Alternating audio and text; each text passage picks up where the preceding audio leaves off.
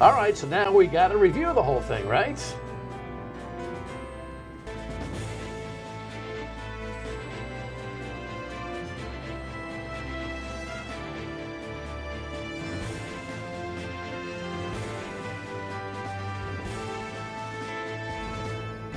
The Dan Yorke State of Mind program is brought to you in part by Lookout Rhode Island and Takeo Comfort Solutions.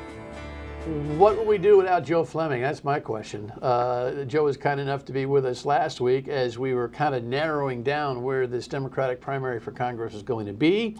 And he's kind enough to join me tonight to kind of say, hey, you know what? We were right about some things. And, well, at least from my point of view, pleasantly surprised by others. It's great to have you aboard. Thanks very much for tuning in.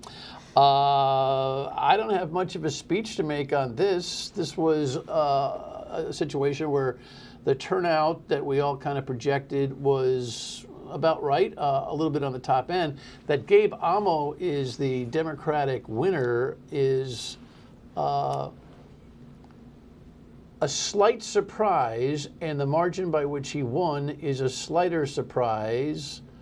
But we also promised last week that we wouldn't be surprised by anything that we were surprised by when we have 12 people, at least originally, in a Democratic field, and you know, a low turnout to boot. It was going to be one of those things where you wondered if there was a play that we hadn't really considered. And I'm not sure that there was a play that we hadn't considered. I think we more or less had it down to the players at the end, but one just kind of like a horse race where you say, wow, that horse was well trained and just kind of broke out of the pack and down the stretch he came, and that was Gabe Amo. So with no further ado, here's a little bit of most of the coverage, of course, on primary night was live. So here was some of the recap that WPRI 12 did in the morning. Gabe Amo took nearly a third of the votes last night, leading the second place finisher Aaron Regenberg by nearly 3,000 votes, which in a special election with a crowded field is quite a bit. Our politics editor Ted Nisi says it appears that Amo captured a lot of the undecided voters, and these were the more moderate Democrats, whereas in the final weeks leading up to yesterday, Regenberg was appealing to the more left Democrats, bringing in politicians like Bernie Sanders to stump for him and receiving endorsements from AOC. Amo told us after his victory was called last night that he believes it was his consistent messaging to voters that made a difference in the outcome. From gun violence prevention to protecting reproductive freedom to combating climate change, I am ready to get in the fight as we support everybody across the district, from our seniors to our young people and everybody in between. That I got into this race for Congress because I'm hopeful. And I want to reaffirm right now that as tough as tonight might feel, I remain hopeful. Yeah, okay. We'll talk about Aaron Regenberg's second place finish in a second. But, Joe, I'm thinking that inasmuch as Gabe Amo understandably wants to say, it was this issue and this issue and this issue, I think it was he had ample money. Correct. He had ample television. Absolutely. And his creative, credit to his team, portrayed a local kid, done good, all the way up to the White House. And I think people liked the message, liked the story, and at the end thought he was the best alternative to Regenberg. You're absolutely correct. He came across as a real nice guy and somebody they believe, while he wasn't elected, had experience. They saw him sitting with two different presidents, so they felt they had experience. He also had a couple other things that broke his way. One, the turnout was bigger than I think people expected. It got almost 40,000 Democrats. Secondly, Sabrina, the Lieutenant Governor Matos sort of self-destructed with the signature scandal. She was spending a lot on TV. I think over $1 million was spent in her campaign between independent expenditures and her own money from the campaign. And the other thing was Don Carlson withdrawing from the race. He was spending a lot of money on TV. So in the end, the airwaves was basically left with Aaron Regenberg and Gabe Amo. And because of that, if they didn't like Regenberg, who do they see all the time? Amo, and his message got through to the voters, and it paid off big time for him. Well, there's there's this circle of people who pay attention to the things that you and I talk about. Right. and the things that I talk about on the radio weekdays 3 to 6 on WPRI, and the things that Ted Nesi will report on and tweet about, and the things, and all of these things. There is a core nucleus of avid voter, citizen who pays attention, and thank God for that nucleus of the population. Yep. But outside of that is where the elections are generally won and lost. Yes. And you're always talking. The thing I love about Joe's analysis is that I used to kid him a lot about the simpleness of it. And when I say that respectfully, there's a simpleness to some of this stuff that right. you can overthink, and you can overanalyze, and you can overguess and overproject about all these things. But when it comes down to it, in the modern, at least political age, having enough dough right. to be on platforms, especially television, yep. still, with a message that resonates, is always going to keep you in the hunt. Absolutely. And here's the thing that people forget about. They're saying, well, no one's watching TV. And I've even said there's not as many people watching TV in the summer. But who is watching TV all the time still? Older people. You got it. Over the age of 50. Who votes in Democratic primaries? Older people. You know, there was a time when you and I would talk about those people over 50. Long time ago. I'm still. It's a less efficient use of media right. in the summer. Correct. To be buying loads of television. I will say, the medium is wonderful, and we know what the power is, so we don't really have to. I'm not knocking it right. down, but Amo used some radio at the end. Yep. His digital, I'm sure, was extensive. You have to have that. Yep. But wherever he put the money, he had it. He did. He was able to raise. He told me like $700,000. So that's about what he raised. And keep in mind, 5 months ago, people would say, Gabe who? Nobody knew him. Right. He had no name recognition in the state of Rhode Island. He used his money very well. And he targeted the groups that would be out voting on primary day. I mean, take Sandra Connell, for example. She had a very good field organization, but she had very little television. And in turn, the big population never got to see her. So her message only got out to a few voters. You know, it's funny, you said nobody knew him. I was in an airport in Charlotte this past spring, coming back from a trip, and ran into the former Attorney General Patrick Lynch, and we were just kind of shooting the bull on the Cicilline announcement and right. that he was leaving. And he said, Gabe Amo. And I said, who's Gabe Amo? He said, Gabe Amo, you work for Rondo? And I remember this is the young man that would be out in the stateroom making concierge calls to yep. and outreach calls to citizens and answering their queries and questions. And he grew up in that administration, and then he ends up with Biden. And when you say he appeared likable, he is likable. Right. And he's actually self-actualized. I had him on the radio and asked, this whole Biden thing, how many times has he actually been in the Oval Office? And to his credit, he said once a quarter, reporting in as right. a team. But he was a top 100 official inside the White House. That's a significant number. Absolutely. And again, it shows experience. And I think that's what the voters saw. The other thing, Dan, is if you remember when Amo released his poll, when they first asked who you voted for, 30% of the voters were undecided. Right. And I think a lot of voters in this race decided in the last couple of weeks. And again, he's the one who was on TV. And again, it's older people watching television. That played to him. And I think Aaron Regenberg, when they had the Channel 12 debate and they hit him on the debt limit, I think that hurt him somewhere. He was wishy-washy on it, saying, I'd vote this way and then I would vote that way. All the candidates jumped on him. I think that hurt him. And he also portrayed himself as being so much to the left. First Bernie Sanders, then AOC's endorsement. I think some people may have said, he's too far to the left. Let me look at other candidates. Well, most of these candidates had no TV at all. They had no direct mail. So Gabe was out there. He did a smart move. Here's what you knew, and based on a lot of your really sharp analysis and some of my own experience in this, we knew, and I think most people are smart about, most pundits who really knew what they were talking about, knew that he was going to get his 1 out of 4 votes. Right. Oh, yes. Absolutely. He was going to get his 25%. Yep. And if you remember last week, we should have pulled the conversation. No, it's my bad. I should have thought about this. But when we talked last week, we were talking about this Amo poll. Right. And it had these two calculations in Correct. it. One was what you're referring to. Right.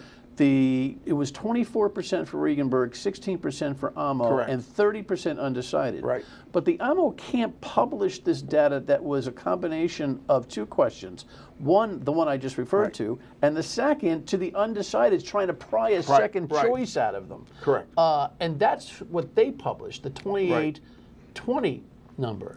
And I thought there were holes all through that.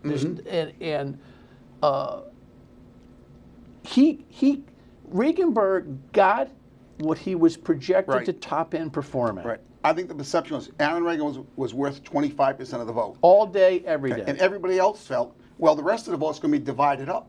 Well, it wasn't divided up.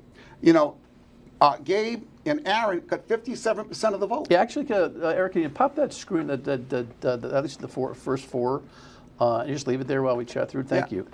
So, yeah, right? Yeah. That number at 12,000 Right. was larger than what I was saying, and I think you We said acquiesced. 10,000. Yep.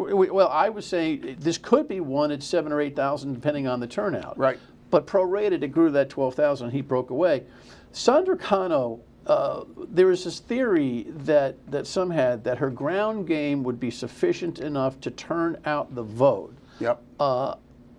Her ground game was not sufficient to beat his air game. No, not at all. Amos, I'm talking about. Right. She would have needed to have another couple $100,000 to put into the television, to put more meat on her bones. People receive mail, people receive phone calls, but that's about all they knew. If they saw commercials on TV, that may have helped her.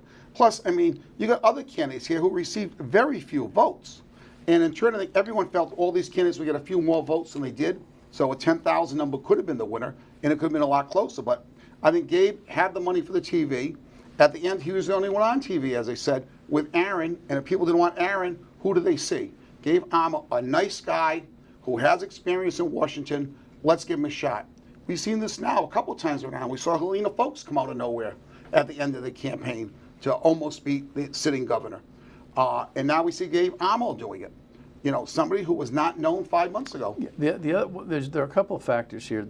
So let's agree. You can bring that down now. The Regenberg was out there in the lead, a potential sitting duck. Yep. And the race to beat him, constituents, I think, more or less came down to Amo or Cano. Sabina Matos had fallen from grace. We'll talk about that in the next segment. But I think your other point about Carlson is really important. By the way, I really don't think the Board of Elections knows what it's doing and should not have done. There was a white piece of paper this big that was in the ballot box that said Don Carlson is out of the race, is announced out of the race. The Secretary of State and the Executive Director of Common Cause on the radio with me recommended that they not do that. There is no law that supports that action. They just went ahead and did it because they have overall responsibility for the election.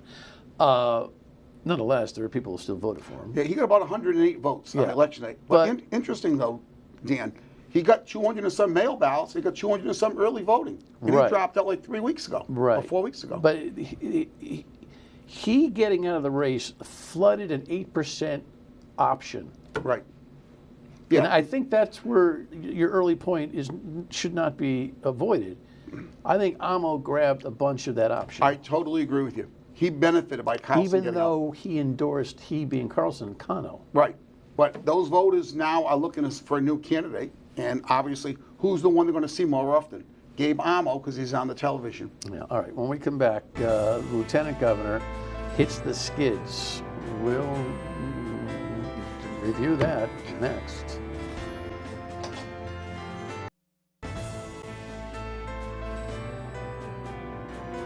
Again, there's the four, and at the end, Sabina Matos.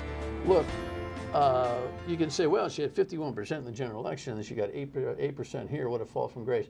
That's unfair. But she put her own poll out early in this race that had her at 22, and Aaron Regenberg at 9. So you can say that she still lost some 60% of her alleged internal support in her own poll. There's no question. The signature scandal really hurt her. The way they handled it was not good. They could have handled it in a totally different way, which might have stopped the bleeding a lot earlier. Oh, absolutely. But she went into a free fall, And basically by the week before the primary, people were writing her off. They weren't even talking about her anymore. They just went into a free fall, and again, they handled the scandal the wrong way, and that's what people knew about her. They didn't know anything else about her. What's interesting is this notion early on that the candidates were saying, if I could just identify 7,500 voters and get them to the polls, I can do this. It goes to show you how hard that is to do. That the get out the vote work is so intimate and so difficult. For her to turn out 3,000 voters is it ought to be embarrassing to her, but it also ought to show that overall get out the votes are hard. It was hard for Cano. Yep. And again, we've talked about Amo's air thing here. But it wasn't just the signature thing. I mean, on a public radio debate, she gave the governor an incomplete. You know, and I whacked her hard for that. I mean, she actually indicted herself in a way. I mean, he made her a teammate. Absolutely. And she walked on him. The New York congressman that came in and started charging racism all over the place. That camp mishandled this thing from soup to nuts, and even the day after, she's still talking about being blindsided and frauded by and victimized by a vendor that was doing her signatures. She doesn't get it. No, Dan, as I said, they should have handled that totally different. They should have, you know, said, I want the vendor investigated. In my mind, they should have said, look, I want to put this above board. I want my signatures recertified right from day one, because she had 200 more than she needed. She was going to be all set. Right. And that would have said, oh, look at that. She wants to make sure everything was done up front. But no, they went the other way, and they let it drag out, and they waited to the Board of Elections made decisions, and I think that hurt her. And I think the only thing people knew about her towards the end was the signatures. Here's the thing that I said about this race at the beginning, and I'll remind everybody about it. For the most part, it was a no-risk race for a lot of people. Absolutely. She remains lieutenant governor. Correct. Senator Cano remains the state senator. Yep. Steve Casey remains the Woonsocket representative. John Gonzalez remains the city councilor in Providence. Anna Cazeta remains the state senator. Absolutely. Gabe Amo would have landed on his feet. He took a flyer, and he wins. I thought it was interesting that Regenberg, here's a guy who's completely tone deaf, and his character showed again in his concession speech when he said, you know, I'm going to take a week break, and then I'm joining this organization that's going to fight big oil. Yep. Meaning he had already had his job laid down. If you're working hard for a guy, and all of a sudden he's soothing you by telling you that he's going to be okay, it's just, you know, the whole race was a mess. It shouldn't have happened in the first place, but what are you going to do? The thing to keep in mind about Aaron Regenberg, he's run twice now, both running to the left. When he ran for lieutenant governor, when he ran for Congress. It looks like Rhode Islanders don't want somebody from the extreme left. They're fairly liberal in Rhode Island, but not extremely liberal. And that's where the AOC stuff, I think, was too far for him.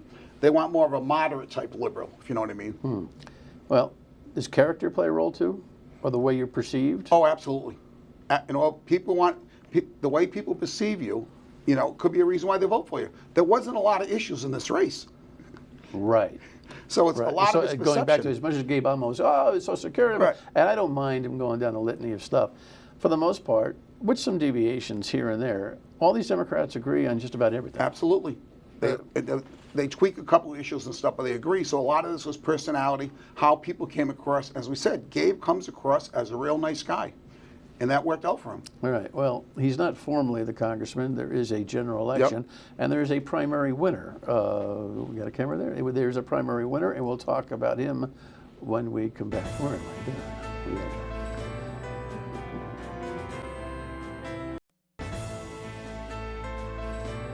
As a 30-year veteran of the Marine Corps, I understand that the decisions folks make in Washington, D.C. have impacts on American families. I saw it in the battlefields in Iraq and Afghanistan. I think the biggest issue right now is our economy. It's not working for working families. I think we all understand what the inflation is having on our pocketbooks. But I will also tell you, I think the existential threat to our nation is our national debt. Gary Leonard. We thank him for his service, and I will all through this campaign. What's he doing in this race? Well, nothing other than a couple of token interviews. Nothing for the Republican primary. Yeah, he walloped the former Middletown town councilor in the JV race, but What's he doing? Well, and again, in a Republican primary, you don't have to do a lot. You have to identify a few voters and get them out to vote. Yeah, and that's but you what he got to did. get some running room and Right. some attention. That's what I was going to say, Dan. However, here's his problem. His name recognition is like zero. The same thing Gabe Amo had 5 months ago. Without 700 grand. Right, but he only has 7 or 8 weeks Right. in order to move up there. So he's in a very bad position. The district is like a plus 17 Democratic vote. So, I mean, he's like trying to climb Mount Everest. He's starting at the bottom. And it's going to be a very tough race. I don't see where he's going to make any inroads. No name recognition. Where's the money going to come from? I can't see outside money coming in to support him at this point. Maybe I'm wrong, but at this point, I think people look at this as a very safe Democratic district. Yeah. There's not going to be any national Republican money to come into this whole thing when they read the tea leaves this way. No. And the local state Republican Party continues to just, and this guy Powers, who's running this, just chairman of the party, is making claims that this guy is the best thing since sliced bread, and he's going. And every time they do this, they lose their credibility even further. I have to believe what they were hoping was that Aaron Regenberg will win the primary, and that they could make him as the ultra liberal and try to betray the race that way. Sure. But that didn't happen. You got a newcomer. The voters look. Well, you and I had a little debate last. last week. I said that this incumbency won't be as powerful in 2024. I had Regenberg on the brain when I suggested that. I would think that if Amo keeps his powder dry, he could be the congressperson for as long as he wants to be. I absolutely agree. Which is again based on what's happened with Cicilline here and Jim Langevin doing it the right way. We've lost 24 years of equity in Congress, and with Seth Magaziner and Gabe Amo, we've got a new generation. They're going to take a long time to build it back. Here's a prediction I'm looking for. What do you think the voter turnout will be in November? You know, I was thinking about that, Dan. I don't really know. I mean, is it going to be over this 40,000? I'm not sure. I would think the Amo campaign will try to still get their vote out. There's some what they call super voters who vote all the time, no matter what's out there. But this may be another 40,000 turnout. I mean, it could be a little higher, but there's 339,561 registered voters in the district. Well, so there's a lot of people. Like Sportsbet Rhode Island, the app, I'll bet the under. I think you could be right. Thank you, Joe, for all your expertise during this campaign. In the end, it was a race that not many people were paying attention to until the very end, and then they got a little itch to scratch and went out and voted for the guy that looked good on the commercials. There's more to it, but then again, not much more. Congratulations to Gabe Amo. We'll see you.